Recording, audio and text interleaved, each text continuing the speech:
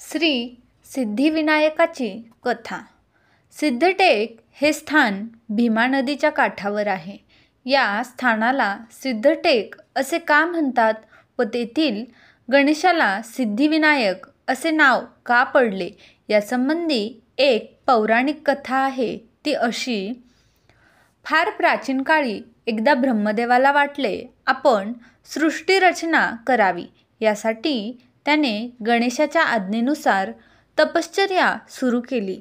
गणेशाने त्याला एकाक्षर मंत्राचा जप दिला होता।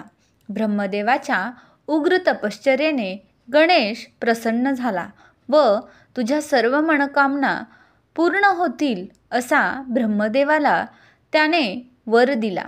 मग ब्रह्मदेवाने सारी सृष्टी निर्माण केली।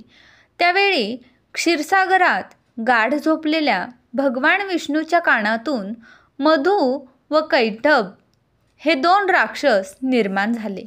त्यांनी ब्रह्मदेवास त्रास देण्यास सुरुवात केली। सारी पृथ्वी भयभीत झाली। तेव्हा सर्व देवांनी भगवान विष्णूला जागे केले। विष्णूचे व मधु कैटभांचे घनघोर युद्ध झाले। 5000 वर्षे युद्ध चालले तरी विष्णू त्या दैत्यांना मारू शकला नाही। म्हणून तो शंकराकडे गेला। युद्धारंभी तू गणेशाचे स्तवन केले नाहीस म्हणून तुला विजय मिळत नाही असे शंकर म्हणाले। तेव्हा विष्णू एका पवित्र टेकडीवर आला। तेथे त्याने श्री गणेशाय नमः श्री गणेशाय नमः या षडाक्षर मंत्राने गणेशाची आराधना केली। त्या तपश्चर्येने विनायक गणेश प्रसन्न झाला। विनायकाच्या कृपेने विष्णूला सिद्धी प्राप्त झाली। मग त्याने मधु कैटभांना ठार केले। विष्णूला विनायक ज्या ठिकाणी प्रसन्न झाला व ज्या ठिकाणी सिद्धी प्राप्त झाली त्या ठिकाणी विष्णूने एक मोठे मंदिर बांधले व त्यात गंडकी शिलेची विनायकाची मूर्ती स्थापन केली। या ठिकाणी विष्णूची कार्यसिद्धी झाली म्हणून या स्थानाला सिद्धटेक असे म्हणतात व येथील विनायकाला श्री सिद्धिविनायक असे म्हणतात। या वेळेपासून सिद्धटेक हे स्थान गणेशाचे पवित्र तीर्थक्षेत्र म्हणून ओळखले जाते। कालांतराने ते मंदिर नष्ट झाले। पुढे एका गुराख्याला या टेकडीवर विनायकाने दृष्टांत दिला।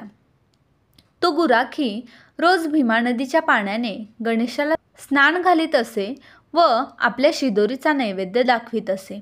तेव्हा गणेशाने त्याला सांगितले, तू स्वतः माझी पूजा न करता एखाद्या ब्राह्मणांकरवी कर।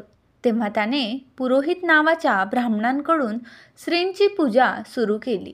पुढे पेशवे काळात येथे मंदिर बांधण्यात आले अशी एक आख्यायिका आहे। सिद्धटेक श्री सिद्धिविनायक। सिद्धटेकाचा श्री सिद्धिविनायक हा अष्टविनायकांपैकी तिसरा गणपती। हे भीमा नदीवर वसलेले सिद्धिविनायकाचे स्वयंभू स्थान आहे। याचा गाभारा लांबीने भरपूर मोठा आहे। तसेच मंडपही मोठा प्रशस्त आहे। पुण्यश्लोक अहिल्याबाई होळकर यांनी जीर्णोद्धार करून मंदिर बांधले आहे। मंदिरात पितळी मखर असून त्याभोवती चंद्र सूर्य गरुड यांची प्रतिमा आहे।